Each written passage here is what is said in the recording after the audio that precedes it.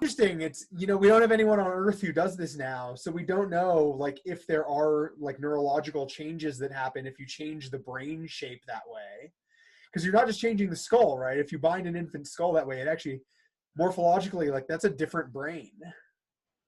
Right. I Yeah. wondered. So it was like the front part of the brain, right? Like the medial prefrontal cortex, the Yeah, and then personality. it gets taller on the back as well.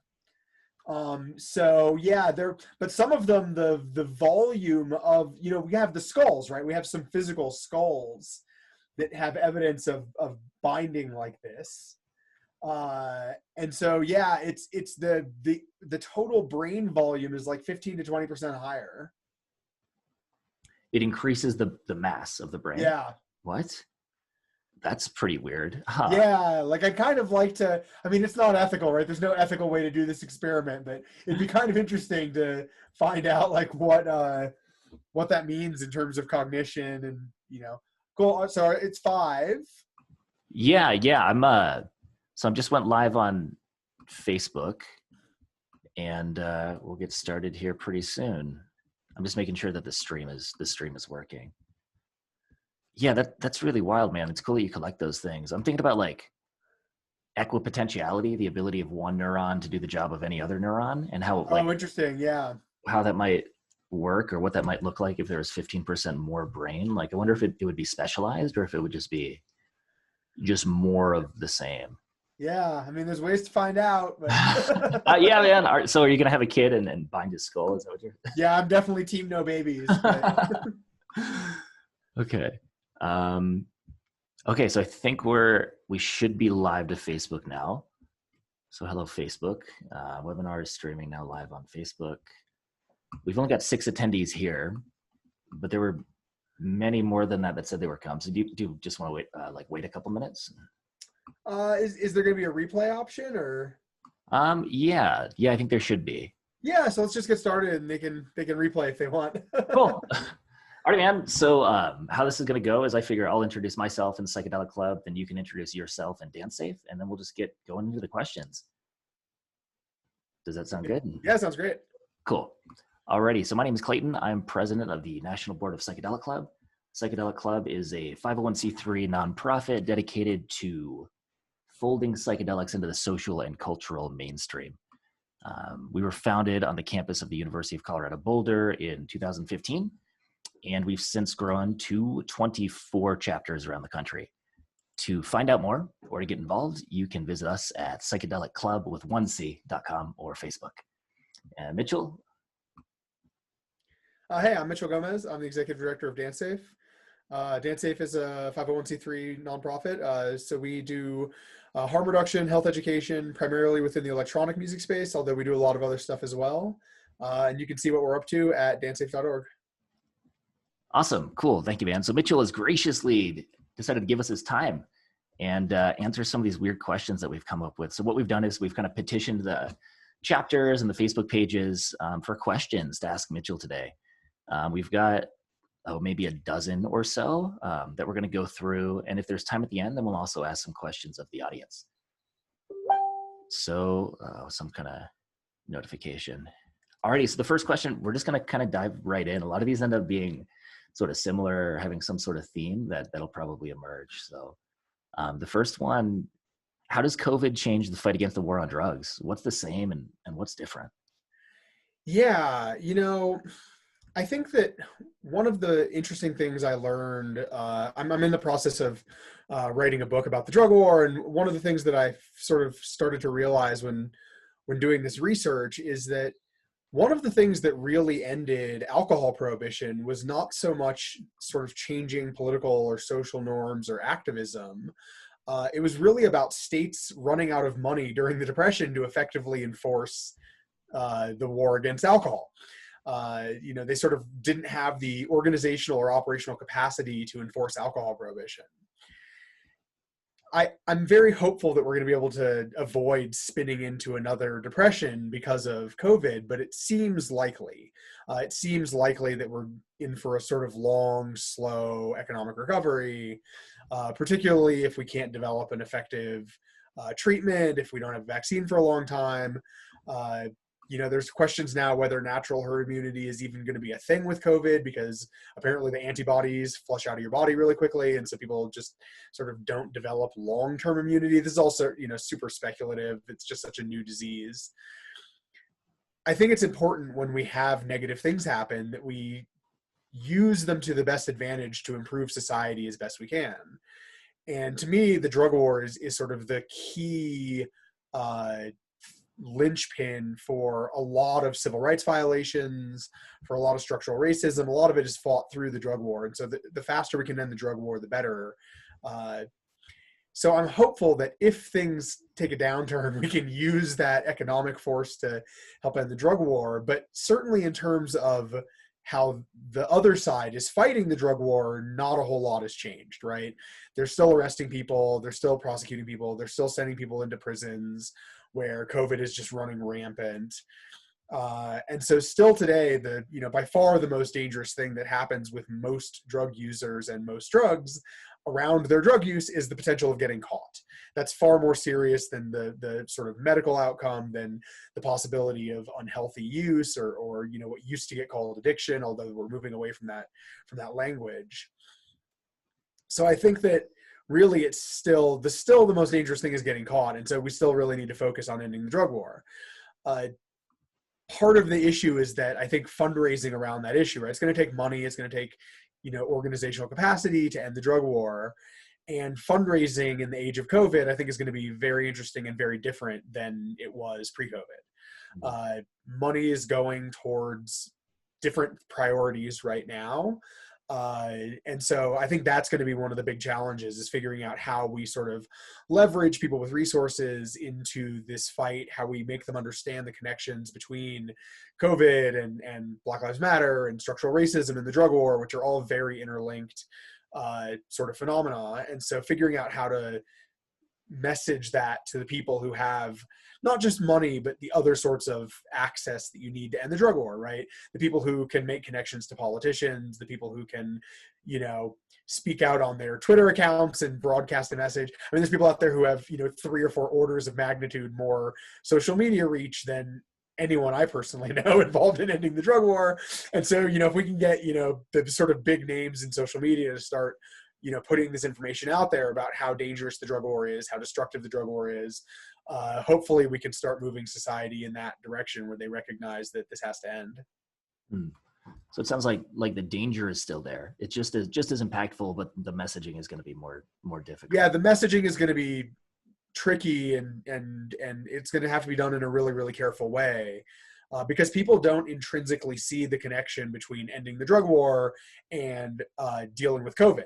But there is direct connection, right? I mean, we are talking about, if you look at most city budgets, the vast majority, I saw a post recently that it was a sort of a joke, but it wasn't really a joke, is that from a budgetary perspective, cities are police departments with some tertiary services, right? The majority of their budget is law enforcement. And so if we can take those budgets and shrink those police budgets, particularly when more than 50% of arrests are because of drug use, right?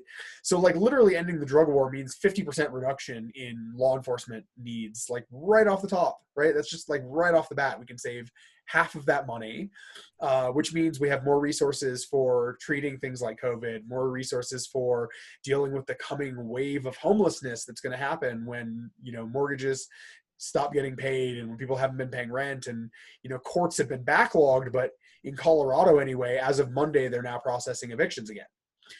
So as of this past Monday, evictions are happening, and those clocks are ticking.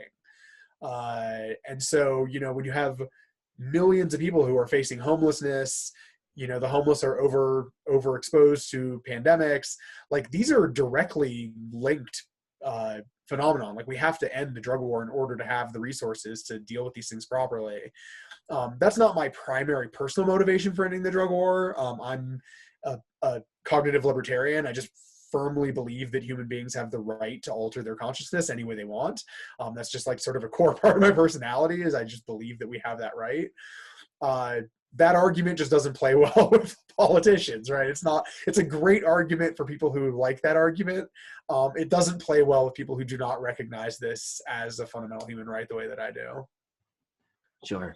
Yeah, that makes a lot of sense. I almost hate to voice this, but it sort of feels like there's been this kind of superseding of importance within, like, I don't know, I feel it a little bit in the psychedelic community and just in the movement as a whole. It sort of feels like, oh, there's a global pandemic going on, and Yep. it's I appreciate you making that link, like building that bridge between the two things. Yeah. And, this is sort of the reality of issues like the drug war that operate sort of in the background for most people. Most people, particularly non-drug users, don't feel like, oh, the drug war doesn't impact me in any way, right? The drug war doesn't do anything to me. So where's my urgency for, even if I disagree with the drug war, right? Even if somebody disagrees with the drug war, why should I have this like emotional connection to ending the drug war? It's like, well, the drug war impacts you no matter what, right? Even if you don't do drugs, the odds of police raiding a wrong house, which is a thing that happens, like with enough frequency that you can't really document it because it happens so often, right? That's a risk that every American faces, is the police kicking down the wrong door, guns drawn. People have died that way. People who had no involvement in the drug trade whatsoever. The police have gotten the wrong address, kicked the door down, and killed people. uh, the erosion of your Fourth Amendment rights, the fact that, drug dogs are wrong more than 50% of the time. Like, it would be less of a civil rights violation if you just flipped a quarter to let police search your car or not. Uh, that impacts you whether you're a drug user or not. Getting pulled over and having your car searched. And, I've seen door panels popped off. I've seen seats taken out of cars where they found no drugs at all. That impacts you no matter what. And the fact that, when it comes to like your local tax budget, if 50% of your city's budget is law enforcement and 50% of the arrests are the drug war, that means 25% of your city budget, 25% of the tax money that you're paying is going to enforcing the drug war. And that's money that's real money, right? That's real dollars. That's money that's not going to other things. That's money that's not going to dealing with homelessness, with COVID, with, a million other issues that we could be addressing as a society if we just didn't focus so much on this, this sort of non-crime of people altering their consciousness. Yeah, it's really wild. It almost reminds me of like a disease that you can't quite see immediately, like Lyme's disease or something of the nervous system. Yeah. Systemic, endemic, it's everywhere, but you don't always see it. Um, Yeah. so the next question kind of ties into that. If lack of access to psychedelics is merely a symptom of a larger disease that is prohibition, is the entire psychedelic renaissance just sort of a palliative treatment addressing the pain without getting at the root cause? Yeah. I mean, I think that we should probably think about this not just in terms of psychedelics, but in terms of all substances, right? I think that's sort of an important qualifier to that, because psychedelics really are the sort of most democratized of all drugs. It's in terms of like technical feasibility and, chance of being caught. I think certainly growing mushrooms is lower risk than growing pot, right? I think it's easier to grow mushrooms without getting caught than it is to grow pot without getting caught. Particularly in the thankfully now long gone days of, flyovers with thermal cameras where they were looking for grow operations, which was a thing, in every state in this country. Just 10 years ago, they'd fly over and look for grows. Now in states that have, legality or, even medical legality, that's become less of a priority. For people who live in states where it's not, I'm sure that's still a thing. So psychedelics are a really sort of democratized drug. Anyone who wants to take the time to sit down and learn how to grow mushrooms. Spore prints are illegal in a handful of states, but realistically, if you start reading about how to grow mushrooms, it's not that hard to gather wild spore prints, right? People go on vacation to Florida. It's not that hard to find a cow field. It's not that hard to find a spore print. So really the thing that stops people from having access to psychedelics is either an unwillingness to break the law or an unwillingness to do that.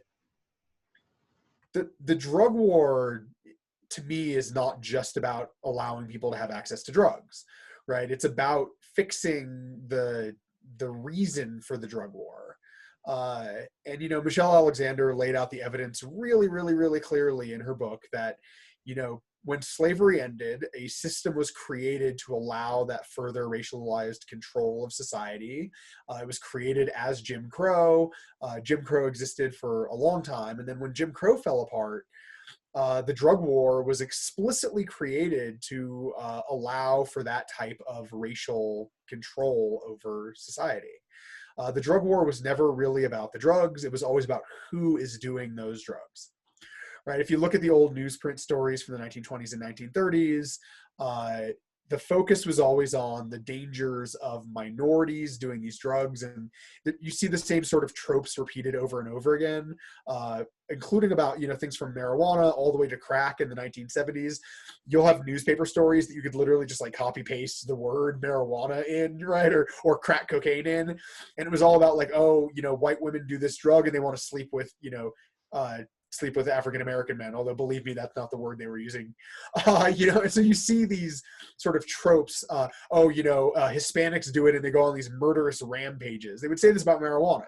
You know, they smoke a marijuana cigarette and they go on these murderous rampages. But the focus was always on the person who was doing those drugs. And I think it's really important for people to recognize that slavery is legal in the United States for people who've been convicted of crimes, right? It's literally an exemption in the 13th Amendment. It says, you know, slavery shall be prohibited except upon conviction of a crime. And so by creating the drug war and then having unequal enforcement within the drug war, right? You don't see the police in New York doing stop and frisk searches at Ivy League schools in New York. But believe me, if they did, a lot of those students would be going to jail, right? So it's not about who's doing, it's not about, you know, the drugs, it's about who's doing it, and they focus their enforcement on certain communities. And then those communities are brought into the system where slavery is legal. And we have a massive prison labor force in this country, which again, a lot of people say, oh, like, why do I care about prison labor? I don't do drugs. I'm never going to end up in that situation. But having hundreds of thousands of people who are legally required to work for $1 an hour depresses wages for people outside of prison too, right? That directly impacts the wages of the people in your community, that there's this massive prison labor force created by the war on drugs that has to work for $1 an hour or less.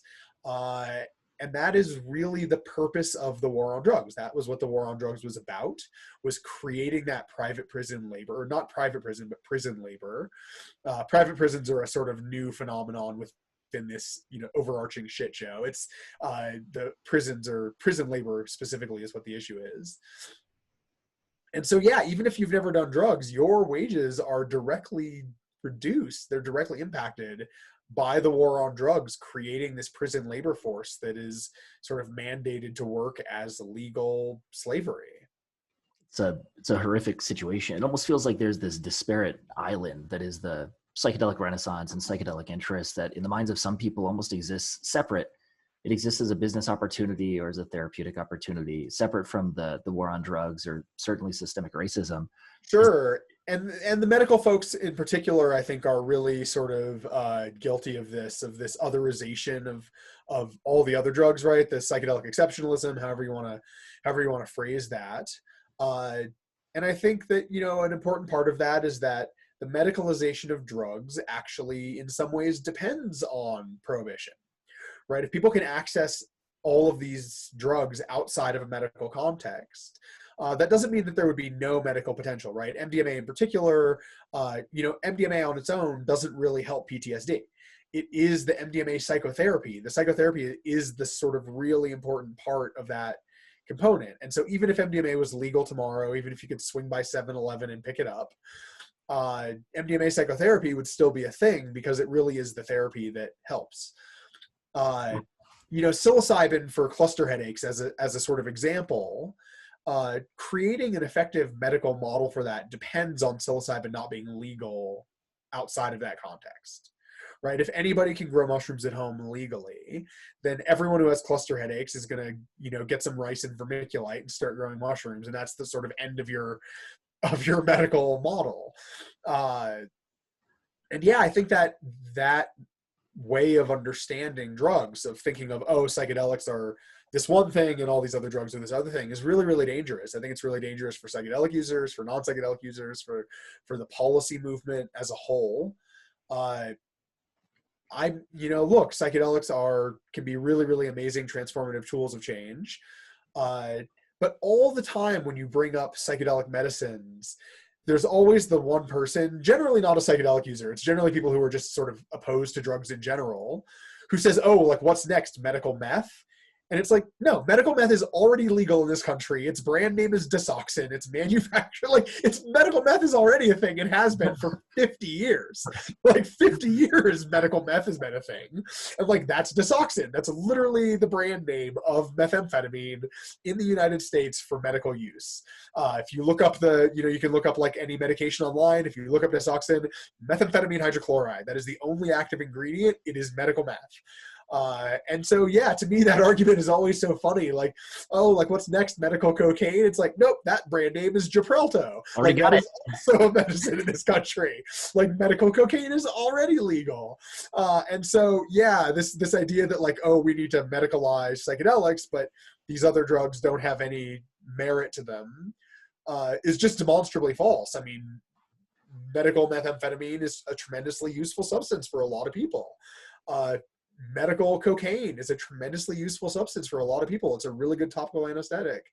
Medical ketamine for particularly for children who need surgery is an absolute wonder drug. I mean, it's a really great anesthetic for people who need it as an anesthetic. Aside from its therapeutic potential, which is sort of the newer use, its traditional use is just as a human anesthetic.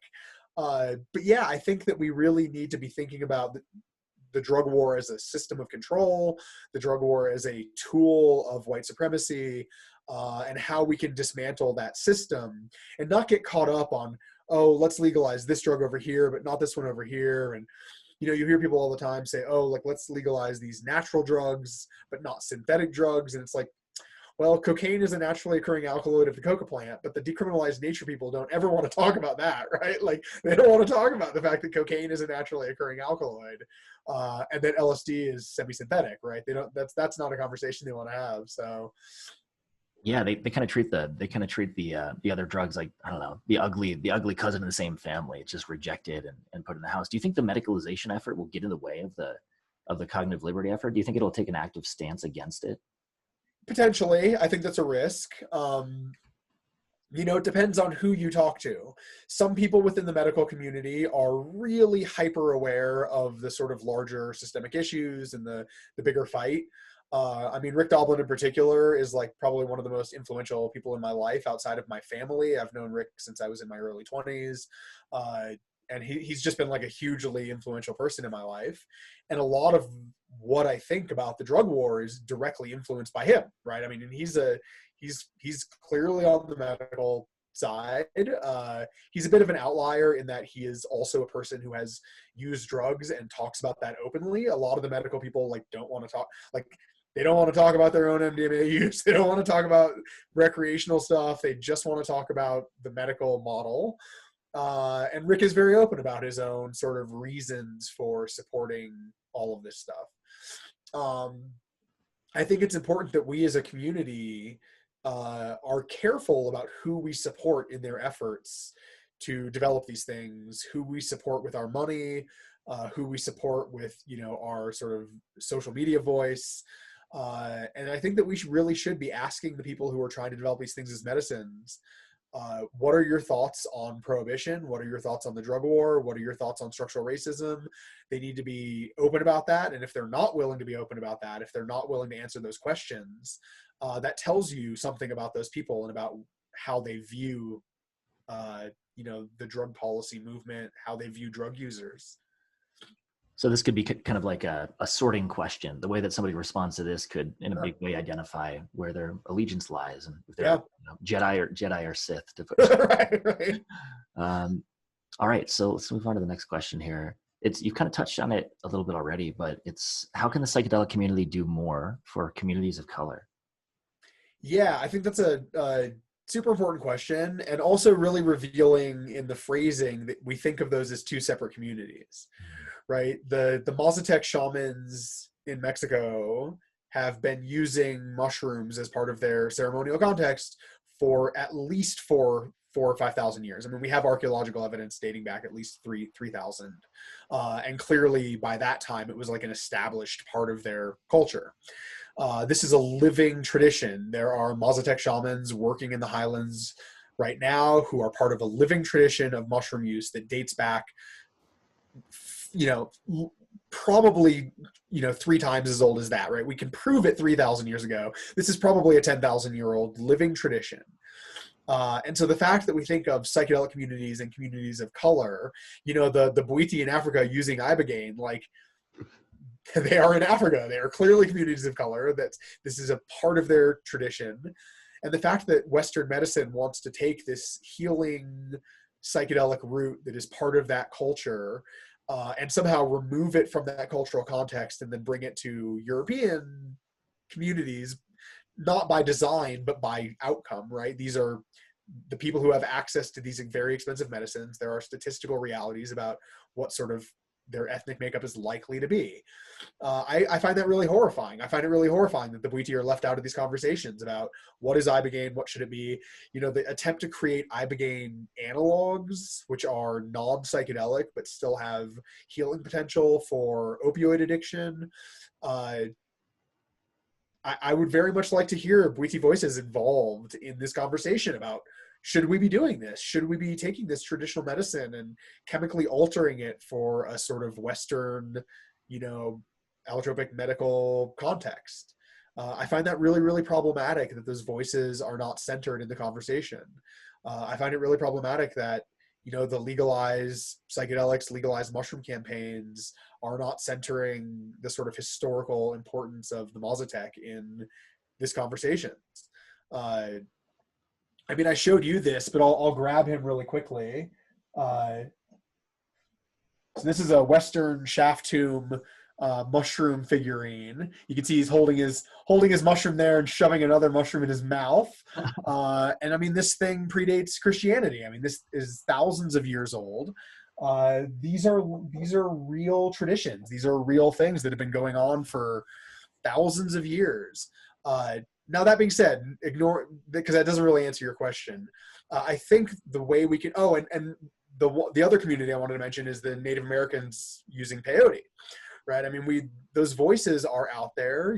Iron Rope is involved in the Native American church. He's not that hard to find. The dude has a social media presence. If you want to talk to a Native American who specializes in peyote conservation and peyote use among indigenous American communities, those people exist. They're out there. They're happy to speak on panels in a large way. I can't speak for any of them, but they have spoken on panels, so clearly they're willing to do that. And I think the importance of centering those voices is one of the ways that we can do that. I think turning our psychedelic activism into anti-drug war activism is absolutely the best thing we can do. My ancestry has a lot of Hispanic and a lot of Native American in it on my father's side. My mother's family is European wholly, but my father's side is Hispanic and Native American. But I'm very white presenting, right? I look white at first glance. My last name is Gomez, so on social media, it's immediately given away, right? It's like everyone immediately knows. But even then, it's like I don't have this lived experience that most people of color have in the United States, because I was raised in a relatively, well-off upper middle class home. I'm very sort of white looking in general. People often have a sort of hard time placing me. Mediterranean is often the guess, right? That I must like, oh, maybe Italian, and then they see Gomez and they're immediately like, oh, you're Hispanic. But no, I think centering voices of color and turning our psychedelic activism and anti-drug war activism, because I know for sure that if I was not as white presenting as I am, there are times in my life I almost certainly would have gone to jail, right? If I was I've been pulled over for broken taillights at times, particularly when I was like much, much younger, and often had weed with me in a state where it was not legal. Actually, at that time, it wasn't legal anywhere. So, early 2000s, like getting pulled over for a broken taillight, almost always had at least like a joint or two in my car or on my person. And that's the end of that story. Like, I never got searched. I never got pulled out of my car and had my car tossed. I never got caught. I never had any of those things happen to me, because I look white enough that those things don't happen to me. And then, I had in Florida in the early 2000s, I had a very good friend who was African American, not just African American. His father was actually from Africa. He was very, very dark skinned, owned a whole chain of gyms, was incredibly financially successful, and ended up selling his Porsche because he got sick of driving it because of how often he got searched. Because they would see this young African-American man driving a Porsche, and it was immediately like, there's no way you own this car. They'd pull him over. Oh, you do own it, but you must be a drug dealer, because like, how else could you own this? You know, he'd get pulled out of his car and put in handcuffs, and, you know, everything tossed out of his car, and he sold it. He sold the damn car because of how often he got searched. And so it's like, I just know that if I was a person of color, like, there are times in my life I almost certainly would have gone to jail because of the drug war. And that's really horrifying. I don't know if you've ever seen the hashtag criming while white, but it's just people talking about times they would have gone to jail if they weren't white. And it's like, yeah, like, that's real. Like, that's real. I got away with things because I'm white presenting that I would not have gotten away with. And so I want every white person watching this video who happens to use substances or ever has used substances to like think about times that things could have gone wrong, and think about how those times probably would have gone wrong if you were, you know, presented as a person of color. Because the drug war really is the primary tool used by law enforcement to harass minority communities. Like, that's just clear statistically. If you look at the statistics of arrests, convictions, I already mentioned it, but if you have not read Michelle Alexander's The New Jim Crow, I cannot recommend this book enough. It is an astonishingly well-researched and well-presented book that, in my opinion, really proves all of this stuff, that the drug war is a tool of white supremacy. And one of the things she talks about is, you know, there are more white drug users in this country than there are drug users who are people of color. But people of color are overrepresented in arrests for drug use. Once they've been arrested, they're more likely to be charged with a felony, even if you account for the amount of drugs and the sort of arrest. The only factor that explains these differences is race. They're more likely to be arrested for a felony. And then once they're charged with a felony, they're more likely to be convicted of a felony. Right? So even white drug users who get charged with felonies are more likely to be given plea deals that are non-felony plea deals. Once you're a convicted felon, you can be legally denied food stamps, housing, you can legally be denied jobs, you can legally be all these things, right? You now have this sort of legally enshrined pariah status that really incentivizes you to become further involved in the drug trade, right? If you can't get a good job because you're a drug felon, and you need to make money, there's a sort of built-in motivation there. Like, well, I'm already a felon, right? I've already been convicted of these things. I have no way of getting a good job. You can't get licensed as a real estate agent. You can't get, you know, all these things. You can't get licensed as a barber in some states if you've been convicted of a drug felony. You can't be a barber, which sets up a cycle of being rearrested, reconvicted, like the whole thing, right? It sets up this system. And so if we take away the drug war, if we take away that tool of the police to harass minority communities, that would be the single greatest gift that we could provide. And so I think that's really what we need to do, is focus a little bit less on psychedelic activism and a little bit more on true anti-drug war activism, on attacking the drug war as a system, on recognizing its roots and its roles within maintaining white supremacy, and really messaging that as much as we can, particularly to our parents' and grandparents' generation. You know, really explaining to our parents and to our grandparents how the drug war operates, giving them the information they need to understand what it does within our society. You know, that Michael Foucault quote, you know, people often know what they do, people often know why they do what they do, but they often don't know what they do does. And so what doing the drug war does is maintain white supremacy. What the drug war does is arrest drug users. What doing the drug war does is creates these systems of control that we need to dismantle. Yeah. I've never gotten to quote Michael Foucault on a webcast. That's amazing. Nailed it. Nice.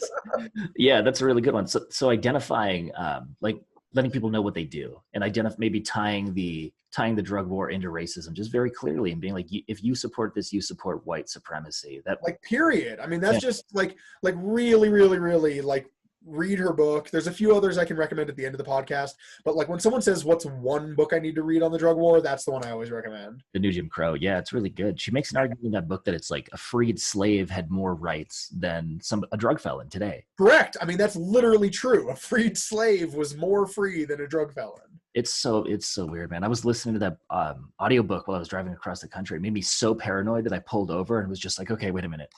Like, okay, I need to just like make sure there's nothing illegal in this car. No accidental manifestation. Right. I was in Utah. I'm like, I just came from Colorado. I need to pull over. This is freaking me out. Yeah. Yeah.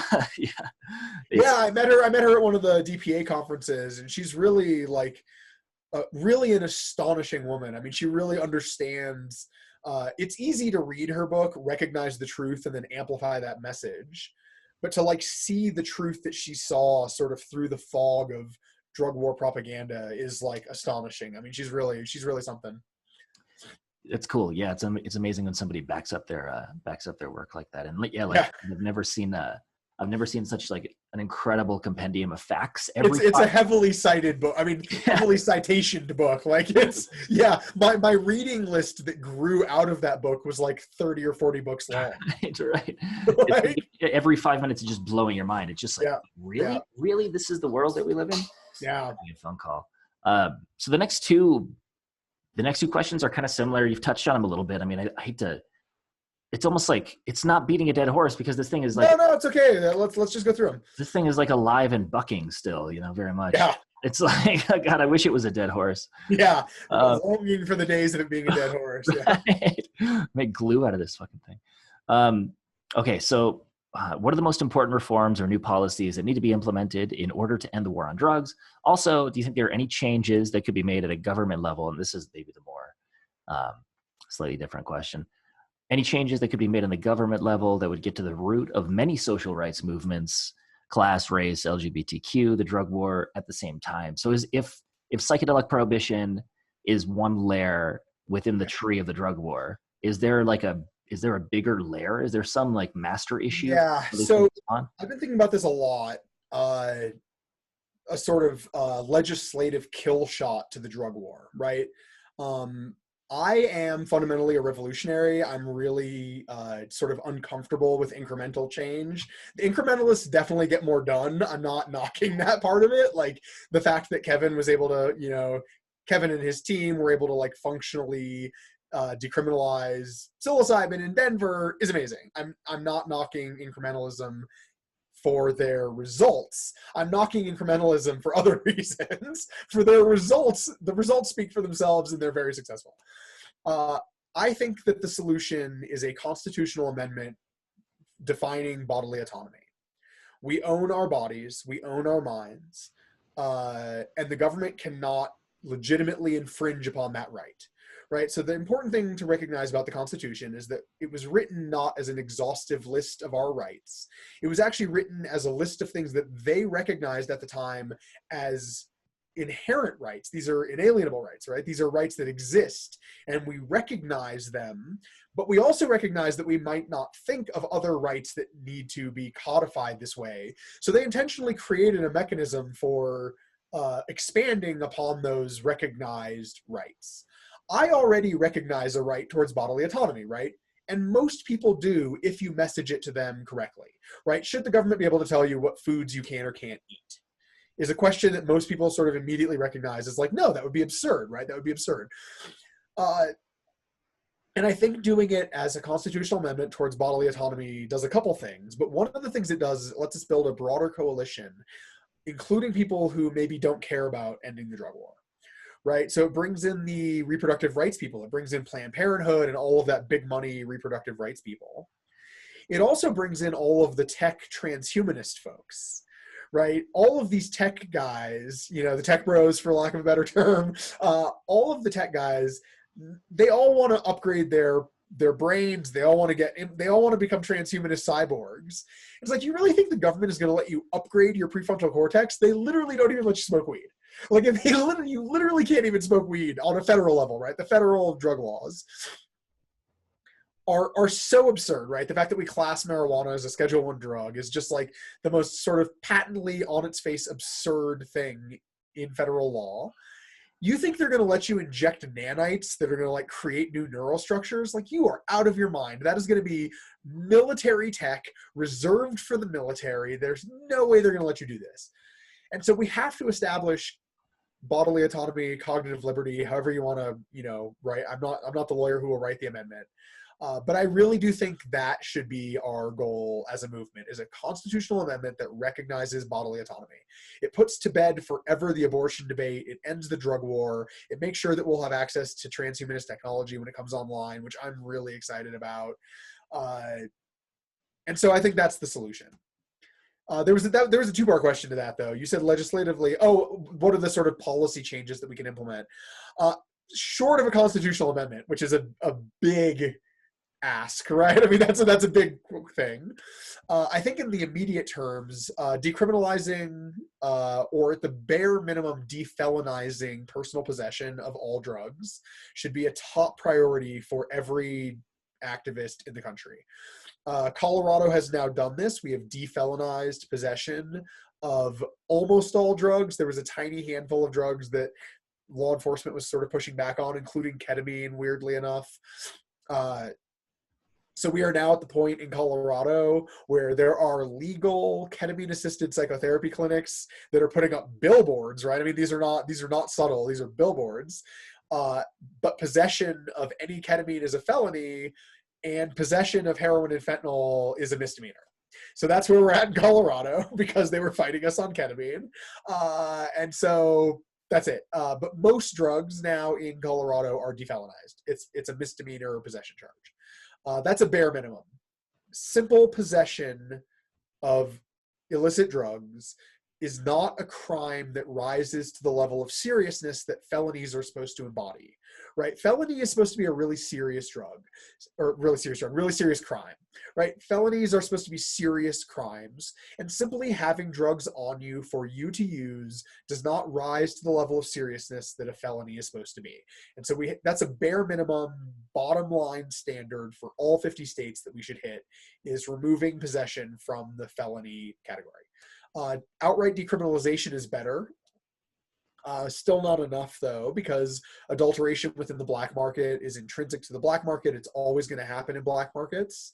And so as long as you have black market distribution of the drugs, decriminalization does not fix things like fentanyl showing up in cocaine, or NFL being sold as MDMA, or the N-bomb family being sold as LSD. Those problems don't go away with decriminalization. So legalization is better than decriminalization. I think that we should be working towards legal, regulated marketplaces. I really want LSD being sold with QR codes on it that you can scan, and it tells you the date of manufacturing, how many micrograms. Like, I want that level of quality control within drug markets. But other small steps we could take, things like ending cash bail. If you look at most counties, the county jails, the majority of people in most of those county lockups have not been convicted of any crime. They are simply there because they're too poor to pay for their bail. We should not be incarcerating people for poverty. We should not be incarcerating people simply because they don't have the money to get out before their trial. Either a person can be trusted or they can't. If a person can't be trusted, it shouldn't matter how much money they have to be cut free. And if they can be trusted, we should let them go and they can come back for their trial. Most small-scale drug offenders are not going to uproot their lives and skip town to avoid a misdemeanor drug charge. It's absurd that you could be locked up for 6 months or a year for a crime that the maximum punishment is 3 months in jail. That's just absolutely absurd. It should never happen. So we should end cash bail, full stop. Either we can trust these people to be let out, or we can't. End of it. I also think that outlawing drug dogs are wrong more than 50% of the time. That is not good enough for violating your Fourth Amendment right to be free from unreasonable search and seizure. Drug dogs should be illegal. They are simply not accurate enough to be allowed to do this. And the other thing is not allowing police to arrest and charge people before they perform laboratory analysis on the drugs. Reagent test kits are actually relatively accurate if you use enough different panels, enough different reagents, and you follow the instructions and you know what you're doing. The single-use drug identification kits that are sold by some companies to law enforcement are frankly trash. Some of them react on anything. There's one, in fact, called the modified cobalt reagent that is often sold as a cocaine test kit for law enforcement. I was really excited about it because cocaine is actually kind of hard to reagent test, so I manufactured some. DanceSafe manufactured some to test this reagent, and it turned the same color for cocaine as it turned that with almost everything we tested it on.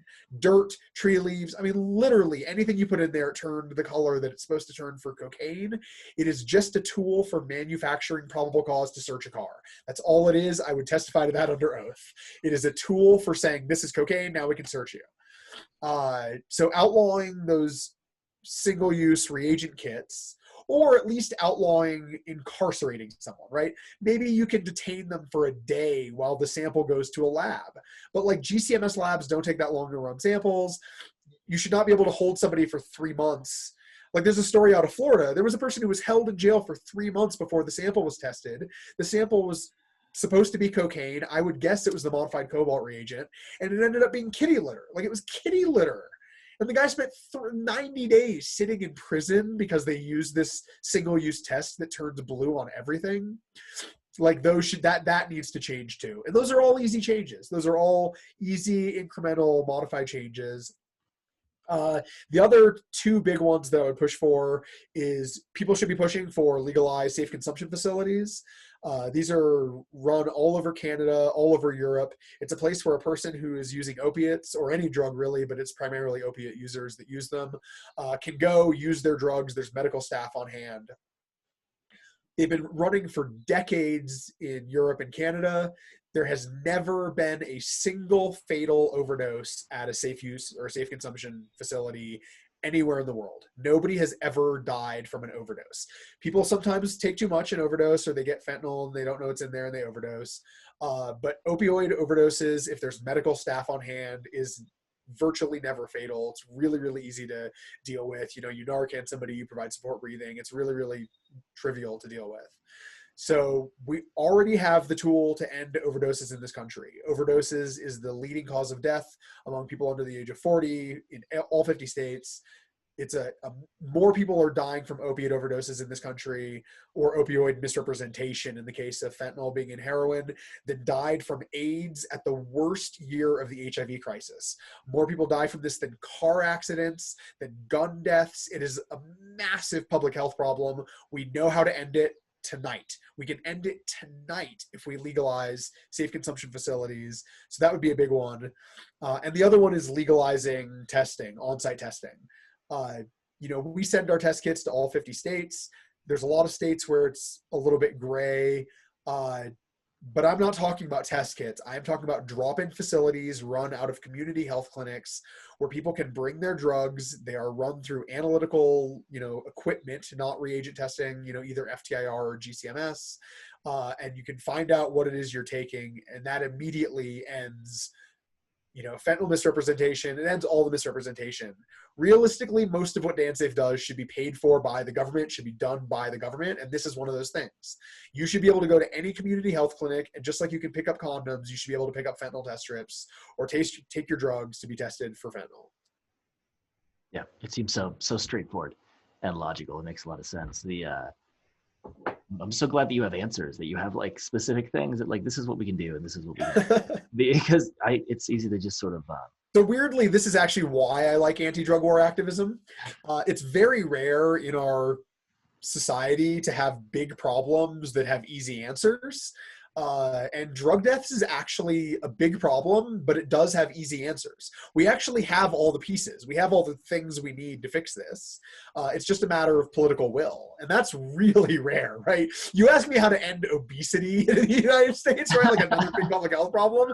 And I have no good answers for it, right? How do we deal with a pandemic like COVID spreading? Like, I do not have any good answers for this. Like, there are no good answers.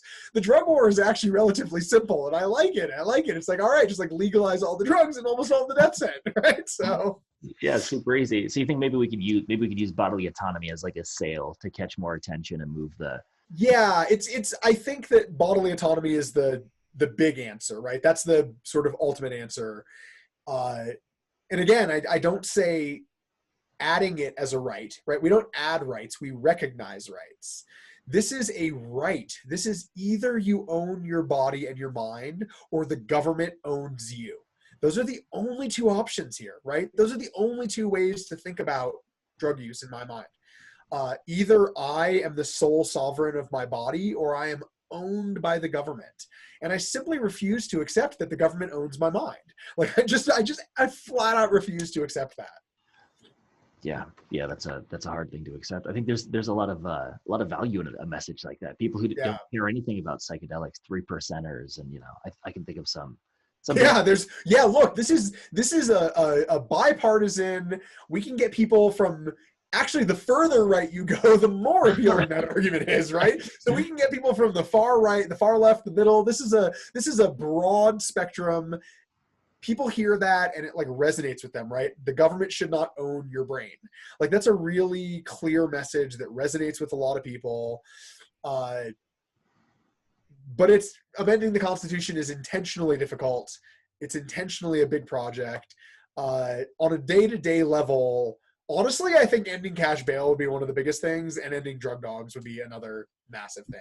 And both of those are easy. Ending drug dogs should be the easiest thing in the world. Anything that is less accurate than a coin flip should not be used to search you. Right? Like, if the fact that it would be less of a constitutional violation to let the cops flip a quarter on the side of the road. It's really nuts. It's really crazy. It's dystopian. It feels dystopian. It's like, yeah, man.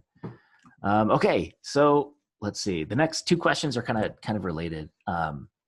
And you kind of already touched on this, but I want to ask it just because somebody did write it here, and then maybe one or two more of these, and we can see about crowd questions. Cool. Yeah. It's already 5:50. Wow, it's amazing. I know. The time sort of just flew by, so we're in already. How do you feel about psychedelic exceptionalism? People are praising mushrooms and cannabis. Now ketamine therapy is becoming mainstream, but meth, heroin, pharmaceuticals, and research chemicals are all looked down upon. Do you think this hurts the movement for full decrim or regulated markets? Yeah, I mean, it absolutely does. I think that's clear. I think it does hurt the movement. The drug war preceding banning one drug at a time. Oh, this big drug becomes a problem, so we'll ban it. That game is not a game we want to play in reverse, right?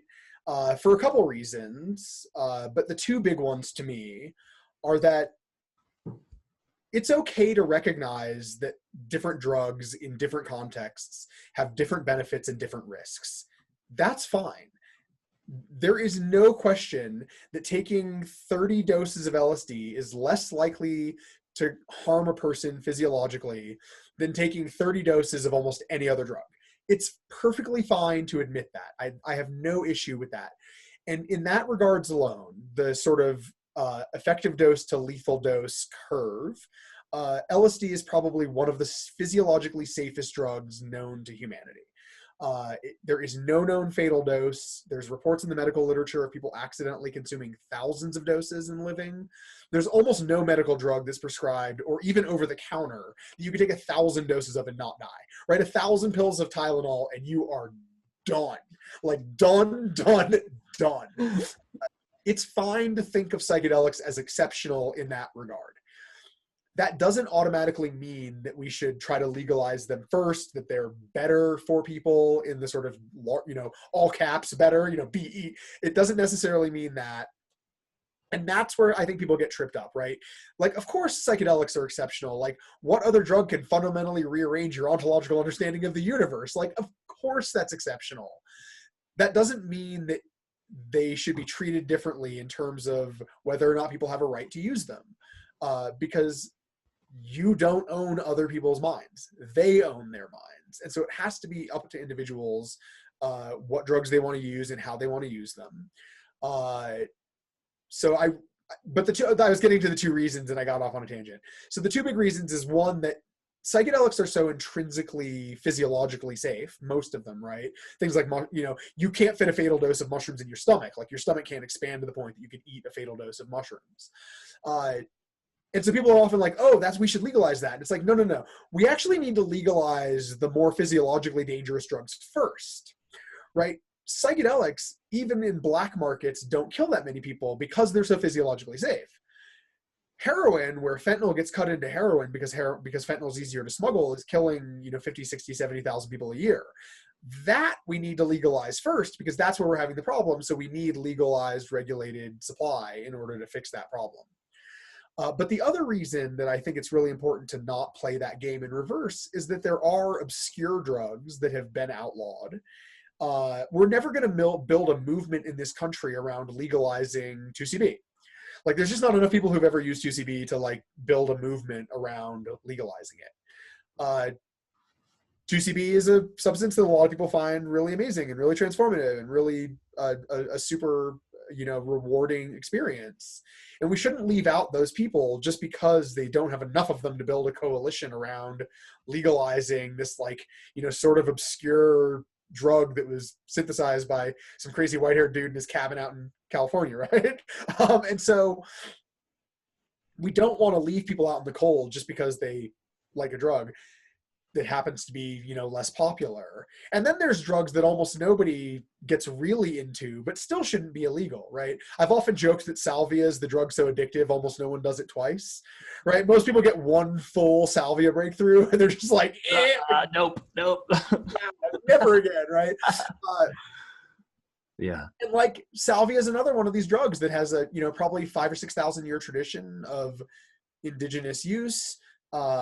Almost no potential for physiological problems. Like, there is absolutely no sort of rational reason, even in a world where we all agree that some drugs should be illegal, there's still no reason for salvia to be illegal, right? And in a world where I think we can all agree that no drug should be illegal, certainly salvia shouldn't be illegal. But you're never going to build a coalition around it because of all the YouTube videos. Right. We've given them too much propaganda against salvia to use, because from the outside, watching a person undergoing a salvia experience as somebody who's never done a drug terrifies people. It is a terrifying thing to watch a person go through. 5-methoxy-DMT can be that way as well, right? Like 5-MeO-DMT, lots of people describe as the single most transformative experience of their life. From the outside, it looks like a nightmare. Like, it often looks really, really, really, really, really horrifying.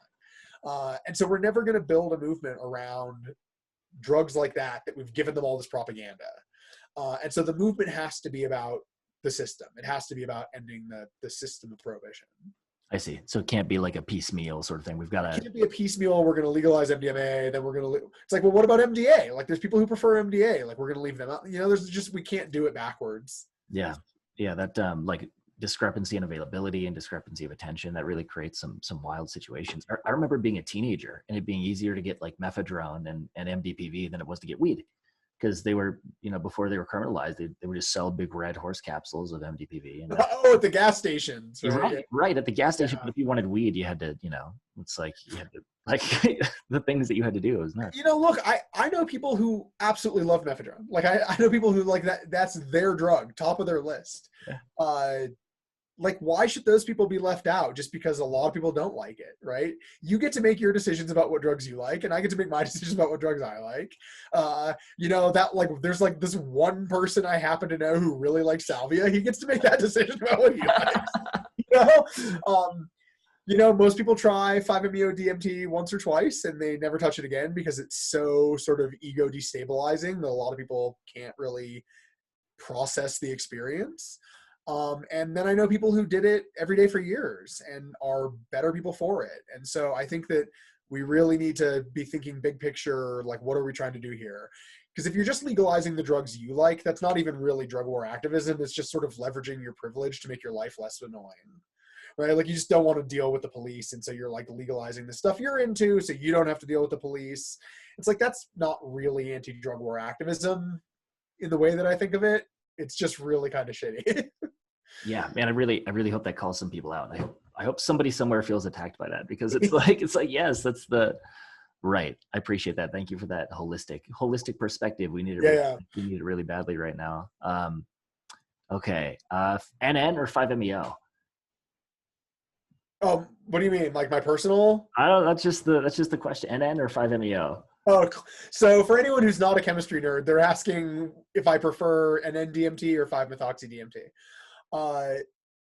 NN-DMT is an undeniably beautiful show. I am not particularly artistic, particularly when it comes to like physically. Like I'm pretty good on computers at making stuff that I like what it looks like, but I can't draw a circle to save my life. I can't draw a straight line to save my life.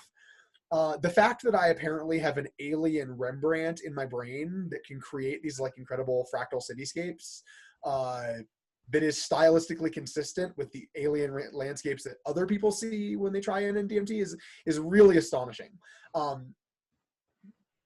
And that's the least interesting explanation, right? If NMDMT doesn't actually take you into another universe, the fact that we all share a stylistically consistent Rembrandt in our brains that can be triggered by this drug is really amazing. I don't know what it means, but that's where we're at. 5-MeO-DMT is not a particularly visual experience. It's really pretty on the way in and on the way out. In the heart of the 5-MeO-DMT experience, there is no self or other. There's no you having the drug experience.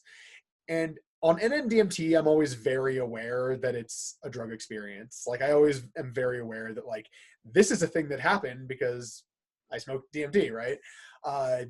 With 5-MeO, there's no you. There's no you having the thing. In fact, the realization that you are a separate being from the sort of pulsating fractal white ball of light that is the totality of the universe, and there's no past and present, the realization that that's not what's happening, that you're actually a person who, you know, smoked some toad venom, is probably the most earth-shattering realization I've ever had. Like when I realized I was a person who had taken a drug, I actually did 5-MeO-DMT in a sort of traditional context in a country where it was legal with a facilitator who's part of a community that has a traditional sort of understanding of the substance. And that realization that I was like sitting under a tree in Mexico and that I was not a fractal ball of energy that was the entire universe was as astonishing as if I woke up tomorrow and realized that like my entire existence as a human had been a dream and that I was actually an alien. Like it was that astonishing. It was like that much of an ontological shift.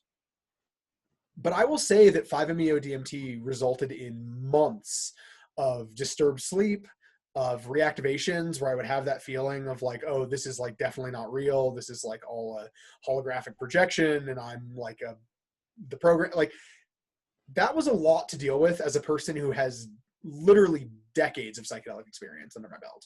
Like I started using psychedelics when I was very young. I was still barely in high school the first time I did mushrooms, like decades of psychedelic experience. And 5-MeO-DMT kind of fucked me up for a while, like kind of a long while of learning how to process it. It's not really, I will never tell another person to take a substance or not take a substance. And I think you should think about any substance you're going to take really carefully and really do the homework and really prepare yourself as much as you can for that experience. 5-MeO-DMT is really on, like you should really think about it, really read a lot of trip reports. Whereas NMDMT, like the fact that it's sold in vape pens at shows sometimes sort of says a lot about that drug, right? Like particularly at low doses, it's just like kind of a pretty an interesting experience that, you know, there's no physiological deaths ever from NMDMT that we know of, particularly smoking it. I think there was one incident of a person who had IM'd it and vomited and asphyxiated. I have a sort of vague memory of reading about that. But in terms of smoking it, nobody's ever died. It's sort of visually really interesting. And so they're different drugs. The fact that the names are so similar is really problematic because people are like, oh, it's another type of DMT. And it's like, please do not think of 5-MeO-DMT as like another type of DMT. There are no types of drugs in the way that people mean it when they say that, right? Like molecules are molecules. Psilocybin is actually, if you look at the 5-MeO-DMT molecule, an NMDMT molecule, and a psilocybin molecule, psilocybin and DMT are closer sort of structurally than 5-MeO-DMT is, right? So don't think of them as like a type of this other drug. That's not how drugs work. that's drugs are individual molecules with individual experiences, individual risks, individual potential benefits, and you just have to approach them as snowflakes because that's what they are. Yeah, thanks for that. That's really yeah. So I don't really have an answer for one or the other, but I see. Yeah, I think yeah, just sort of curious about, you know. Yeah, it's a good question. It's an interesting question for sure. Yeah, your perspective on the two things. I think it's so easy to get them mixed up. I've been listening to a lot of like the Tea Fairy talk about it. I feel like she's one of the most engaging speakers on psychedelics in general. Oh yeah, hands down. She's incredible. Yeah, some of my like absolute favorite. So my first Burning Man was 2008. I haven't gone every year since 2008, but I've gone quite a few times. had a lot of amazing experiences. And when I think back to Burning Man and I'm like, what are the moments that really stand out? A lot of them are like sitting next to a trailer in a camp chair talking to T Fairy. Like a lot of them, a lot of those moments are like moments of just getting to like engage with her, talking about psychedelics, particularly 5-MeO DMT, which is sort of the drug that she's like most she's written the most about it. She's really engaged with it. Anyone interested in that drug should really look up her poem, Mapping the Source. It's really worth reading, or there's some videos of her performing it online, or come to Burning Man, and she almost always performs it. She did it at Center Camp last year. She did a reading of Mapping the Source at Center Camp, which is amazing because often Center Camp is sort of a don't talk about drugs place. It's a lot of kids around, a lot of cops, so. And she's just like, here's a poem about smoking toad venom. Yeah, that one I memorized like the last line of that one because it's just so useful. It's like, be careful, be prayerful, check setting and set, measure it out so you know what you get. Attention, intention, respect or regret. Yeah, I know that you know this, but please don't forget. Like, I love that so much. She's a really astonishing person. So, but actually, on the subject of 5-MeO DMT, the DanceSafe 5-MeO DMT card is printed as of today. I got the email today that it's printed, so we will be releasing that on the website soon. There's going to be a card and a poster because it has now gotten to that point. When Mike Tyson is talking about a drug on ESPN, DanceSafe has to have a card for it.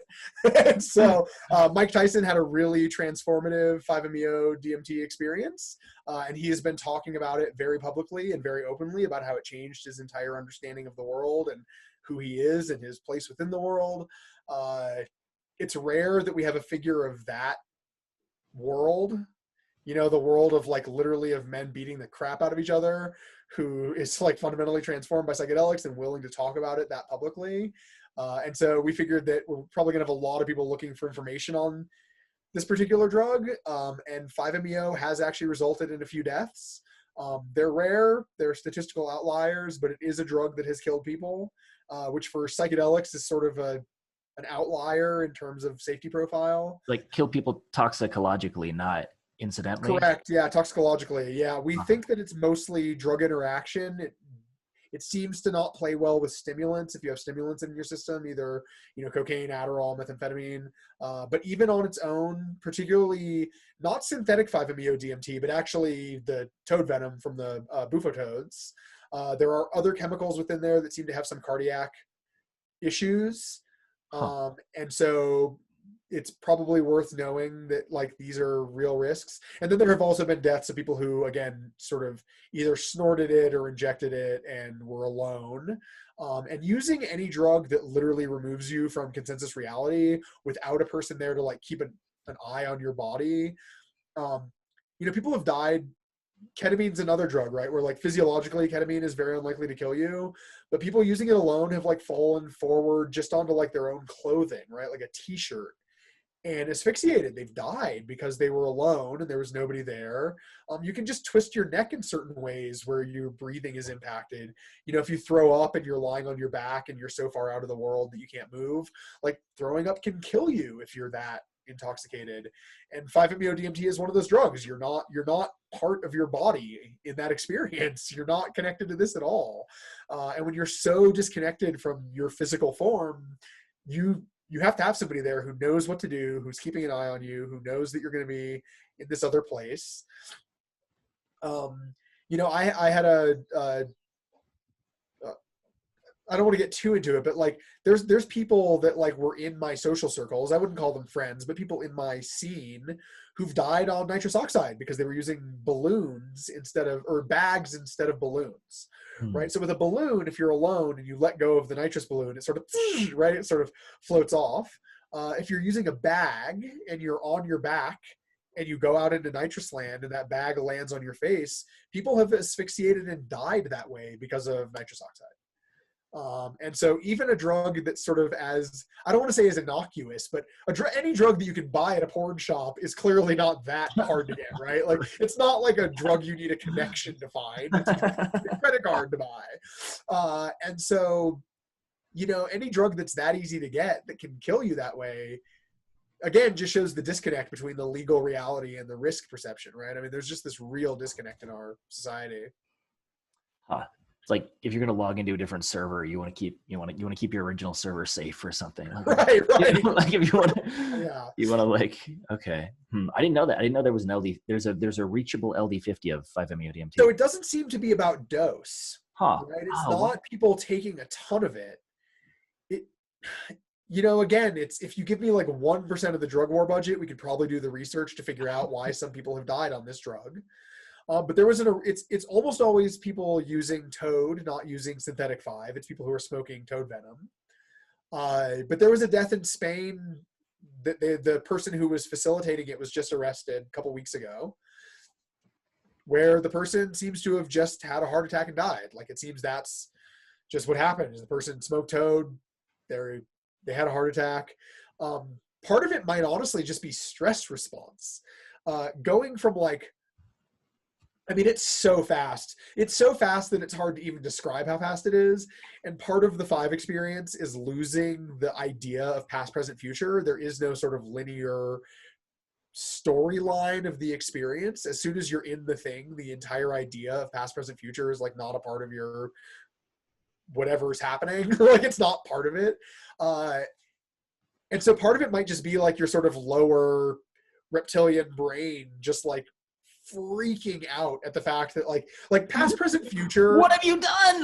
like that's a core part of like what we are, right? Like the fact that there's a thing that comes after this thing and before this thing is really central to our experience as a human, right? It's a thing that exists even in your dreams, right? Even in your dreams there's linear progression, and to have that like kicked out from under you, maybe just like people have a heart attack. It's just a heart attack.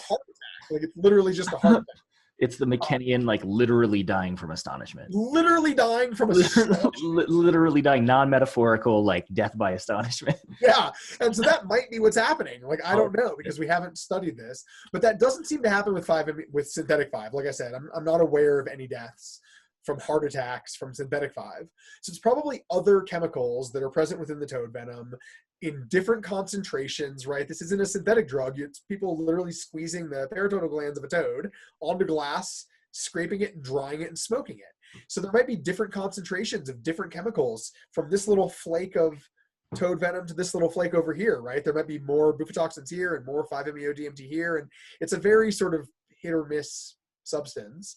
So yeah, I suspect it's bufatoxin cardiotoxicity, but that's a guess. I mean, I'm guessing. That is a guess. I do not have any way of proving that. But I will tell you one thing that happens is some people are so astonished by the experience that they don't record the experience in their like everyday memory. So people will smoke the drug, clearly have the thing happen. You can like, what, you know, they're on the floor. It's clearly happening. And they come out of it and then it's like, oh, it sucks. It didn't work, right? Like it doesn't, like they don't have any recorded memory of the experience. And that happens enough that like facilitators talk about it, about people doing it, coming out of it and just being like, oh, I guess this drug doesn't work on me. And it's like, it has been 23 minutes. Like, you know, like, so that happens where it's so different than this that this brain can't access the memory. Wrong file format. Wrong file format. Yeah, it's like it's not staying there. Yeah. Well, that's fascinating, and it's so unfortunate that we can't study these things or that research is. Yeah, so we're lucky because 5-MeO-DMT is legal in most of the world. It was not included in the original Controlled Substance Act, which the United States sort of exported. We made a list of illegal drugs and then we sort of exported it by economic threat, right? Well, like we won't do business with you if you guys don't also ban all these drugs. So any drug on that original list is illegal almost everywhere, right? So things like NN-DMT was included on that original list. And so DMT is illegal almost everywhere in the world. 5-MeO-DMT was not on that original list. It was only outlawed in the United States, I believe, in 2010 or 2011. There was a group of people selling it at Bonnaroo one year, like with a tent, before it was illegal. Like there was like a tent at Bonnaroo where you could like buy 5-MeO-DMT. I don't think it was like illegal. It wasn't like Bonnaroo hadn't given them permission to be there, but they like set up a pop-up. We're definitely there, yeah. They were there in a very visible way. You definitely used to be able to order it on the clear web with a credit card. It was legal. You just buy it. And so Canada, it's legal. Mexico, it's legal. So there's a lot of research going on with 5-MeO-DMT all over the world. We're just getting left behind in that research.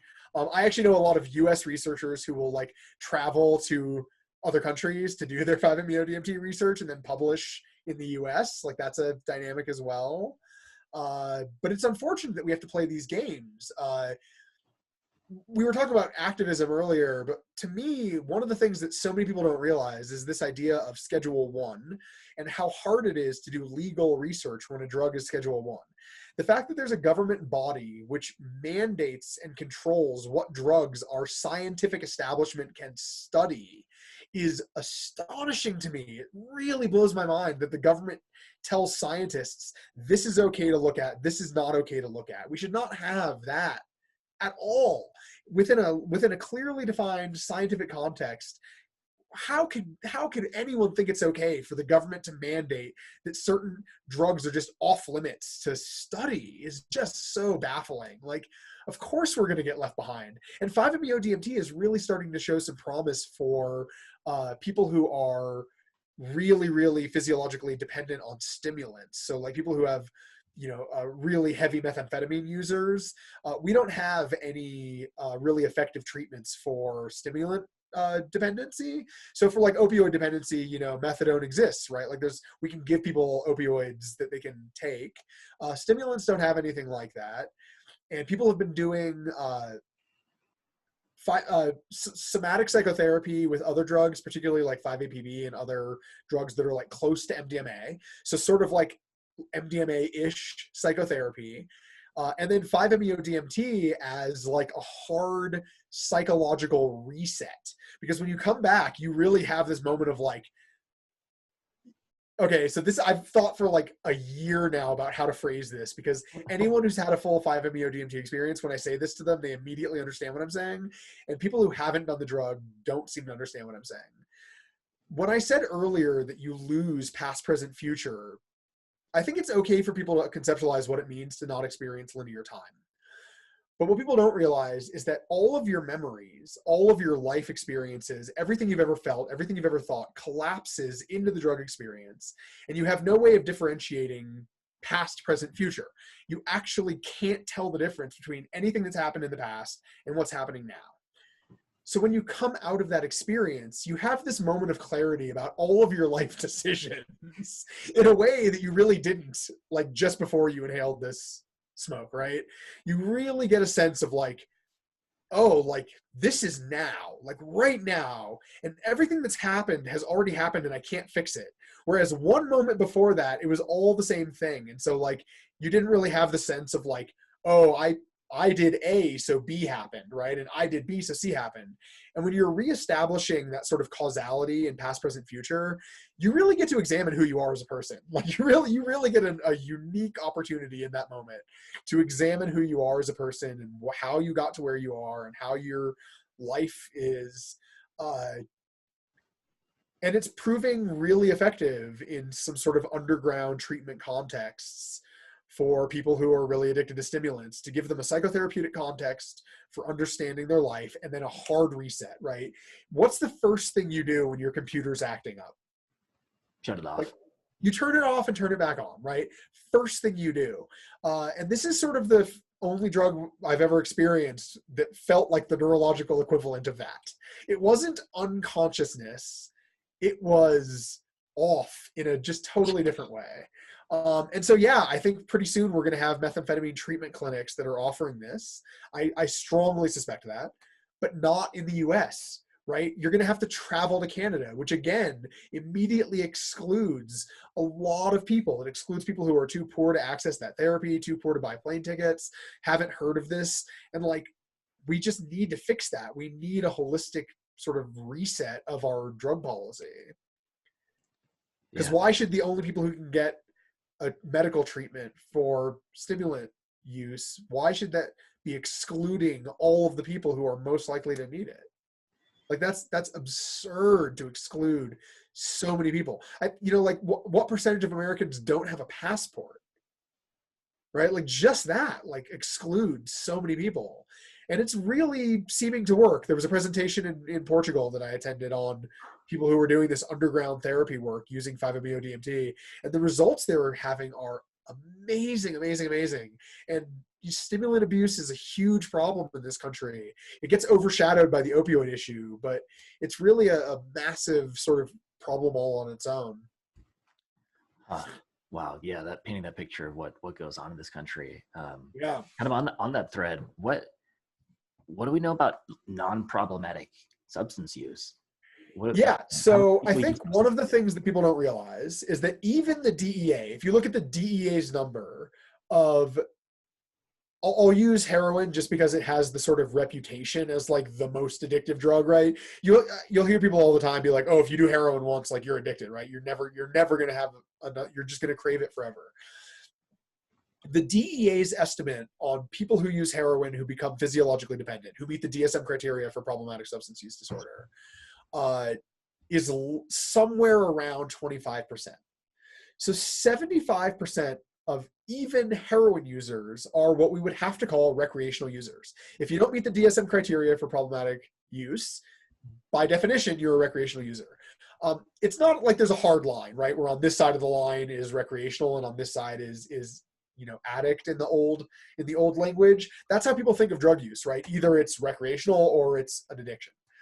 That's not how drug use works. That's not how substance use sort of works within the human brain.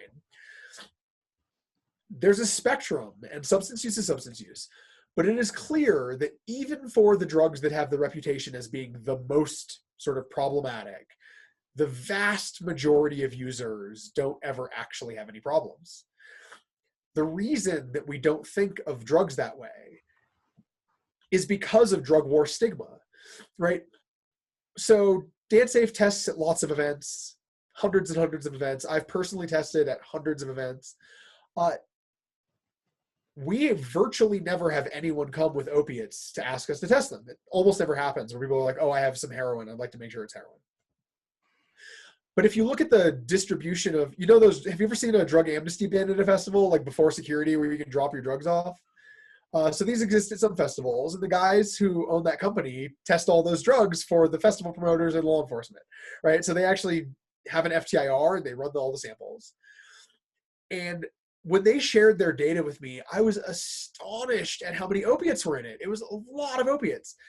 So even in our scene where drugs are really destigmatized, where people who would share a bump of ketamine with a complete stranger in the middle of a dance floor won't tell their best friend that they're using heroin to go to sleep at the end of the festival, right? Or that they're using it during the festival.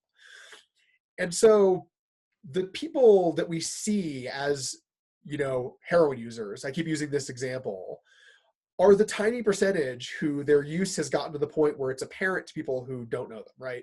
It's people who are so physiologically dependent or psychologically dependent that they're having these really sort of real life consequences. While the 76% or so who don't have those consequences don't tell anyone that they're using. And so we just have this skewed perception of drug use in this country because of who we see as drug users. The average heroin user, we never know they use heroin. They don't ever get arrested. They don't ever need medical care. They don't ever end up in a homeless shelter. They don't lose their job. They're just a heroin user. They're just somebody who uses heroin occasionally when they want to. And then when they don't want to use it, they don't use it. That's the statistical norm. Like, according to the DEA, that's not my numbers. That's the DEA's numbers. And I would imagine their numbers, if they skew in one direction or the other, skew heavily in a certain direction, right? If that data is not skewed to make heroin use look less dangerous. Right. I promise you that. Not a chance, no. And so, yeah, we have this sort of, but that's created by the drug war, right? That dynamic is created by prohibition. It's created by drug war stigma. It's created by the fear of arrest, by the fear of social abandonment. And so the way to fix the perception of drug use is to end the stigma, to end the drug prohibition, to end these systems that create so much fear. And while we end that, oh, did I lose you? Oh, spotlighted, I see. Yep. While we end that stigma, while we're doing that, we also reduce deaths, right? Most opioid deaths are preventable, but the reason they're not prevented is the drug war stigma, is the opioid stigma. The reason that people use alone is because they're afraid to tell even their best friend that they're using opiates. And so then if the bag ends up having fentanyl in it, or, you know, if the heroin is a little less cut than they're used to, there's nobody there to help them. And so they just sort of pass away from a completely preventable dynamic. And this happens with psychedelics too, right? People who were, you know, unknowingly sold 2,5-N-bomb and thought that it was LSD, they took the drug, and when they started having physical problems, I mean, 2,5-N-bomb is a drug that was physiologically killing people. It wasn't people, you know, behaving in ways that resulted in death. But those people were terrified to seek out medical care because they're on a psychedelic. They're in this world of like really heavy drug stigma. Oh, I'm not gonna call an ambulance. Like, I don't want to go to jail, right? And so we have all of these deaths that are so easy to prevent. I mean, it would be so easy to create safe containers for people to use psychedelics, right? Places where people could go, there'd be visually interesting things. We have a pretty good model for doing this, right? Like music festivals, you know, interactive art experiences like Meow Wolf. Like, we could build off of those models and create safe containers where any consenting adult who wanted to use psychedelics could come. The psychedelics would be exactly what they thought they were. The dose would be known. There would be people there who were trained in how to do psychedelic, you know, emergency support, you know, through Zendo training. We could create that container so easily where anyone who wanted to have these experiences could go and have them with virtually no physical risk of harm. Certainly far less risk than horseback riding or playing football or cheerleading or driving 100 miles, like way less risk than plenty of things that our society accepts, allows, encourages. We could create that space, we could create that place, we could create that world where anyone who wanted to use a drug could do so safely. And the thing that is stopping us is fear and stigma and racism. Like, that's literally what's stopping us from living in the world where anyone who wanted to try these things could, and almost nobody would ever die. You know, certainly less people than die from ziplining or, you know, paragliding. And so, yeah, I think that's the world we should be working towards, is a world where we recognize people's rights to engage with these substances, and we create the places and the sort of infrastructure that's needed for people to engage in these, just like they would any other pleasurable experience. You know, we allow pleasurable experience in this country all the time. And so just creating that world, I think, is a world worth building. And if we can, you know, leverage that into reducing structural racism in the prison population, that should be the ultimate goal. The creating the world where people can have the experiences is almost secondary in some ways, but they can be co-equal. Let's call them co-equal goals that we can be working towards. Yeah, that's a really beautiful vision of the future. I really appreciate that. Yeah, we're super close. I really believe it. When I was really young, I got to hear Alicia Appleman German speak. She was a Holocaust survivor. Not just survived in the sense of like lived in Europe at the time, like literally like on a train to a death camp and somebody kicked a board off and only the children could squeeze through the spot. I mean, she survived the Holocaust.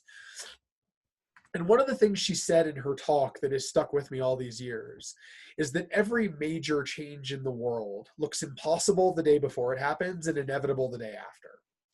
Right? So the idea that we would somehow end slavery in this country, the idea that the Holocaust and the Nazi regime would just end, you know, the idea that like women would have the vote, the idea that gay marriage would be legal, all of those things, the day before they happened, like, how could it ever happen? It's impossible. It's too hard. It's too big, right? It's too big of a thing to change. And then the day after, it's like, well, of course gay people should be able to get married. The day after it happens, it's inevitable that this would have happened. And I'm really hopeful that the drug war is one of those things, because it does look impossible from this side of the aperture.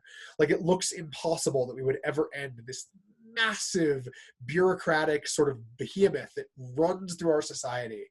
And so I'm hopeful that we're close to the day where we can all look back and say, like, of course anyone who wants to use these things should be allowed to use them. And of course the police shouldn't target minority communities for stop and frisk while they ignore the college campus that's 2 blocks over, where stop and frisk would statistically get them more arrests, right? And of course we should allow people to experience these things. You know, I don't agree with everything McKenna said, but that quote about, you know, going to the grave without having a psychedelic experience is like dying a virgin. I sort of agree with that. Like, it's a major part of who we are as a species.